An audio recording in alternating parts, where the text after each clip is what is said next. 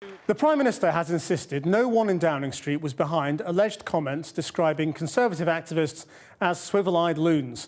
One man with a desk at number 10, the party's co-chair, Lord Feldman, has denied claims on the internet that he was the unnamed member of Mr Cameron's inner circle, said to have made the remarks at a private dinner. In a moment, we'll hear from one of those grassroots activists and the Conservatives' other co-chair, Grant Shapps. That after this report by Fatima Manji. Camera shy and no household name, Lord Feldman likes to keep a low profile. And yet he now finds himself thrust into the limelight, the centre of the latest Tory troubles. It was allegedly at a dinner here that a senior figure in the Prime Minister's inner circle described Conservative Party activists as mad, swivel-eyed loons who are forcing their MPs to take hardline positions on Europe and same-sex marriage. 4 newspapers reported those remarks, but chose not to name the senior figure. It didn't take long for a name to emerge. And with it, anger from those supposed swivel-eyed loons. Conservative Central Office confirm Lord Feldman was at that dinner, but deny he made those remarks. In a statement, he says, "This is completely untrue. I did not, nor have I ever described our associations in this way. Nor do these alleged comments represent my view of our activists. They are without question the backbone of the party." But if Lord Feldman didn't use those words, who did? The Prime Minister says he's supporting Lord Feldman, and it is categorically untrue that anyone in Downing Street made the comments. For Tory troops up and down the country, though, they are comments that show contempt. There is already a growing feeling that the Prime Minister's inner circle is out of touch with ordinary members. An alleged insult hardly helps. And the members I spoke to seemed to think they were pretty sane. Not very much. Are you a swivel-eyed loon? Not that I know of. I can certainly swivel my eyes, but I'm not a loon. I think that you've got to look at the big picture, and there are a lot of people very unhappy. Among those unhappy people tonight is Lord Feldman. He says he's taking legal advice. The newspapers who reported the remarks say they're sticking by their story, although they still haven't named anyone.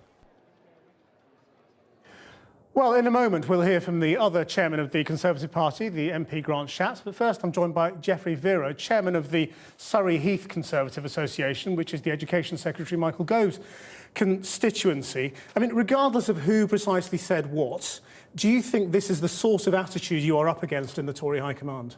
Well, I think it's really rather sad, but I think we do have a little bit of a problem here. We have been speaking with number 10. We've been trying to speak with Central Office. We're trying to portray a view that they should be broader and not listen quite so much to what appears to be some very young and very bright people, but I don't think they're connecting with the broader Conservative voters. And do you think whoever has said this should keep their job, or should they be sacked? Well, I think that's up to David Cameron, but I certainly, if I had a person like that who was so incredibly rude about your own people, I think he has to be fired. But you personally, you're anti-gay marriage, you're pretty Eurosceptic. I mean, does that make you a swivel-eyed loon? Because that's what this person is supposedly talking about. Well, I suppose it would do.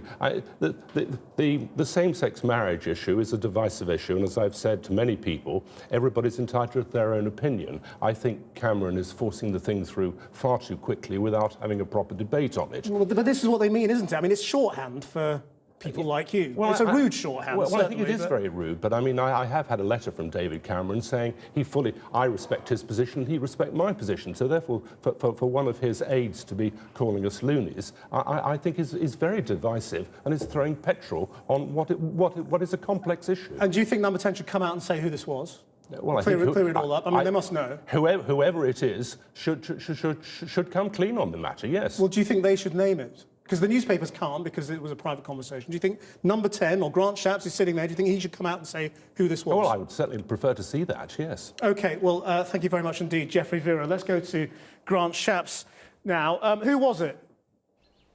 Unfortunately, I can't reveal the answer to that simply because I wasn't there, and as far as we're aware, it wasn't even said, but we just don't know.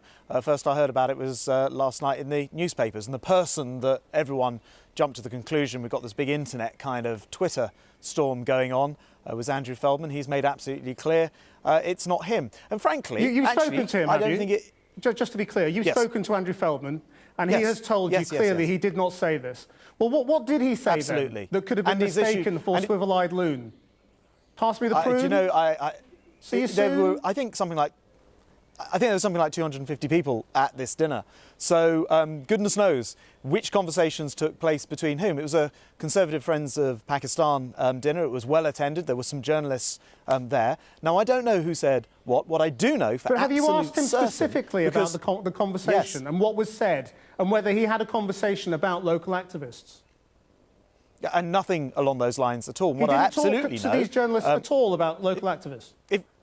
Let me get a word in here. Let me just tell you about Andrew Feldman. I've worked with him for the last quite a few months. I've known him for several years. He comes across as a very honourable guy, very straightforward, sort of person who tells the truth. So I've no reason to doubt it at all. And Okay, I just want to know what he he's said, though. I mean, you absolutely- say you believe him, but let's just get to the precise what he has said to you. What was his conversation about if it wasn't about local activists? And if he didn't say I'm swivel-eyed afraid I loons, well, you haven't asked him. I wasn't there. If you let me finish, you're tempting me into a conversation that I wasn't there to overhear.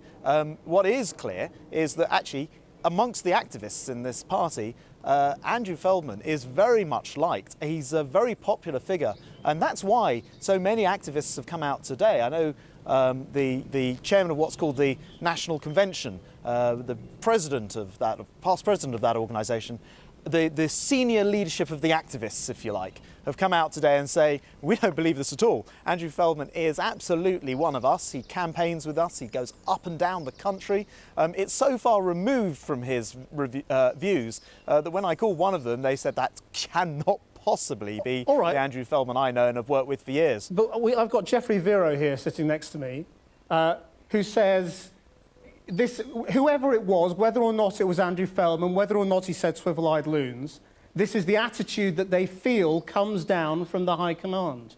That is your bigger problem. I'd say, no matter what you say about, oh, we love them all, they feel you are disparaging towards them. Well, let me just reassure, in which case, I've been in central office for, 9 months since I became chairman. In that time, I have never, ever once heard anybody make that kind of disparaging remark or any disparaging remark about the people who, after all, go up and down this country trying to make sure that at the next election we don't end up with an Ed Miliband, Ed Balls situation in Downing Street where they take this country back. I've never heard it there. I'm also in number 10, in and out daily. I never heard anyone express it there at all. What we think is that we have activists in this country, members, some of them non-members, just volunteers, who go out and work incredibly hard for us in every single type of weather, and those people are true heroes, and they are trying to make sure that this country has a proper democratic process where we can be on the side of hard-working people. They're good people. Are you accusing these 4 newspapers of lying, then? No, I wasn't there at the event. I do not know how they've come to this. This is a pretty odd story, though, when you think about it. We've ended up with a story where the story is that somebody, but we don't know who, has said something. How do you respond to it? Well, if you don't know who it is, it's pretty difficult to respond. And let me just mention that these things have got up and running on social media. But are you saying it's not true, or that you just don't know? Well, what I'm saying is these things get blown up in a way which we've seen in recent history is not always that useful. For example, Andrew Mitchell and those comments, which turned out not to be true in the end. And then, of course, with Lord McAlpine, who had a terrible time. Well, you're suggesting there's some sort of conspiracy to get Andrew Feldman, are you? No, I'm not saying it's that at all. People have made something up to get him. No, what I am saying is, rather than jumping to all sorts of conclusions, if they have an accusation to make, then they can say who it is, and then that person can defend themselves. Well, what are you going to do to find out who this was? Accusation by smear, isn't it? Are you going to investigate whether somebody senior has said this? And if they have, do you believe, like Geoffrey Vero here, that they should be sacked? No, I don't believe anyone senior would say this type of thing. But if they have... It's not an attitude... But listen to me, it's not an attitude or a view that I've ever heard expressed in number 10, in central office. We respect and work with people who work incredibly hard as volunteers, unpaid for the party. If someone has said it, should they be sacked? Well, I'm trying to make clear, I don't believe it's ever been said. You can always run a story that said, if there were 250 people in the room and one of them said this, the trouble is with this story, we don't know who is supposed to have said it. the problem there is that actually, how can you then have the conversation about it? The fact of the matter is, what I can tell you is we're all on the side of doing things, and this includes me and your guest in the studio, which help to make this country better, cutting immigration by a third, cutting the deficit by a third, that's for another day. 1 million, of course, in new jobs in this country. And we're on the same side with each other on those issues. Thank you very much indeed for joining us.